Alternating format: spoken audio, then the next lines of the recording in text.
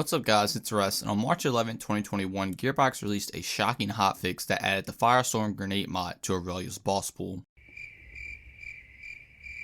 Actually, this was the hotfix that nerfed Amara and may be foreshadowing to future updates. Now, you might be asking yourself, why would they choose to nerf Amara when she is arguably the worst character in the game now at this point, especially when you take a look at something like Zane being able to just pretty much make any gun viable, Moze being a splash damage queen and one-shotting pretty much every boss in the game, and then even on top of things like Flak, even with him not being super extravagant like the LR2, his bossing capabilities are still much better than Amara, and Amara is just getting the worst end of the stick, even though she's been probably the worst for a while. Now with this nerf, this actually had a lot of people happy, scared, and annoyed. The people that are happy are ones that want to see the game balanced and want to have a challenge when the next DLC comes out when we're fighting the raid boss, because some people do not want the raid boss just to be one shot immediately, which will probably happen in the current state of the game. The people that are annoyed are the ones that are constantly annoyed by any nerfs in the game. They think it's a PvE game, so why are there nerfs and why should there even be game balance since Gearbox should have it fixed in the first place? Then the people that are scared are people that think that more nerfs are going to be coming due to the exact reason for people being happy and they want to see the game balance for DLC 6. So these people are scared, like I said, because their favorite build is going to get changed. Whichever category you're in should be heard because everybody's opinion matters in this situation. Now if we actually take a look at the Mara nerf, I'm going to read it word for word. The Siren's Remnant skill was doing more damage than we ever intended for it. The skill is only supposed to affect gun and skill damage. We found it was also adding unlisted bonus melee, slot, and slam damage. We have addressed this exploit and made changes to some of the gear that benefited from this bug. Removed unlisted melee, slot, and slam damage from the Siren's Remnant skill. Adjusted the melee damage done by Fish Slap Grenade mod, and lowered the Sticky Grenade bonus damage for the White Elephant artifact. So taking a look at these one by one, the first part of this has essentially made it so your Remnant Orb is just not going to insta-kill bosses or insta-kill just any higher health enemy in the game due to it not having so many stacking damage bonuses on it. The Remnant skill itself is still a very good skill even in its current state of the game, and I'll honestly still recommend putting 1 point in it at least to get that benefit. With the sheer amount of gun damage in the game, you're still going to be buffing this orb up a lot. You're just not going to have it be absurd anymore. But even with knowing that the skill is still okay, the annoyed people still do not like the fact that it got nerfed and they don't want to see things changed, and that's totally understandable. Then going on to the next bullet point, adjusted the melee damage done by the Fish Slap Grenade. The Fish Slap Grenade is still a very good grenade. It one-shots still pretty much every enemy in the game, especially if you have a build going around it, and this is essentially just making it so it can't stack with the Remnant skills, so the Remnant Orb doesn't again one-shot pretty much everything in the game. Then lowered the Sticky Grenade bonus damage for the White Elephant artifact. This really hit Amara hard. You can still use this, but you're just not going to insta-kill, which is again what they were going for. I really think this is going for DLC 6 and trying to balance the game. But with this change, characters like Flak and Zane, non-melee characters, can make the White Elephant work better than Amara now, who is the melee character, which is kind of crazy. But that is a rundown of the change that happened to Amara. But now getting on to the title of this video, are more nerfs coming? So as I'm recording this on March 23rd, 2021, last week we did not receive a hotfix at all in Borderlands 3, but the previous week is the hotfix of the one that I'm going over in this video. So if we were to see another hotfix, and if I'm a betting man, I would say it would be one this week or next week's before DLC 6 comes out. I personally believe this is going to be a huge hotfix that is going to completely change the way some of these OP skills work due to Gearbox not wanting us to just destroy the new content in the game. Because like I said, if it comes out in the current state of the game, that's exactly what's going to happen. Now the reason myself and a lot of other people believe this is going to happen is because they chose to nerf Amara over the other characters that are obviously more broken than Amara, and I know that might trigger some people, but you can't say that Zane is worse than Amara when Zane can literally make every gun in the game work for him. But since they went on and chose to nerf the easier character first to give you a taste of what's to come, I would imagine that we're gonna also see this for other characters. Even if you go on Twitter, the lead level designer for Borderlands 3, Graham Timmons, has been hinting and teasing nerfs towards a lot of other awesome Borderlands content creators, which is essentially confirming that more nerfs are going to be coming to a lot of these other characters. So I would definitely be prepared for that. Now with that being said, that doesn't mean that things could change and they could just nerf Amara because they don't like Amara. But with everything that's happened, I've went over in this video, we are all 99% sure that more nerfs are going to be coming before April 8th. Now even with these nerfs, that doesn't mean that everything is going to be all negative. Obviously to all the people that are annoyed when they nerf something, it's going to be a huge change and it's going to draw them away from the game, which does suck. But to everybody that's still going to play the game and enjoy it for what it is, this is going to make a more healthy experience for DLC 6. So the raid boss will hopefully be challenging, and on top of all the new gear that we're going to be getting with DLC 6 and the nerfs to all the skills that we already know are broken. This could completely change the way some of the builds work up in the game, and you could see a lot of different playstyles coming out. If you take a look at Zane with his commitment skill, if this gets changed, one of his best builds in the game could completely be altered, and you might have to play a different playstyle. Now granted, I still think the current build will still be very good, but it won't be as insane as it is right now. And if they change something like Fire in the Sky and works on Moe's, splash damage weapons might not be as potent on her anymore as they are right now, so you might could be leaning towards more non-splash damage builds on Moe's. But that's just a few examples. They're the extreme examples, but there are a lot of other smaller things that they could change the game that's going to completely change the way some of these characters work, which, like I said, is going to lead to new builds, especially on top of all the new gear that we'll get with DLC 6. And if you guys would like to know my personal opinion on everything, I am in the happy category. I'm glad to see a lot of stuff changing with the game. I like to theorycraft new builds and for the game to be somewhat challenging. Obviously, in a PvE game, you like to work your way up to be super OP,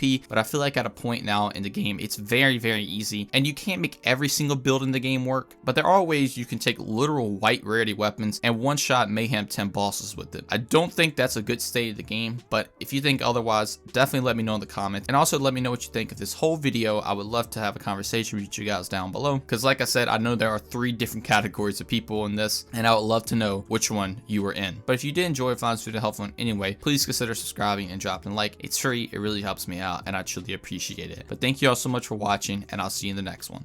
Peace.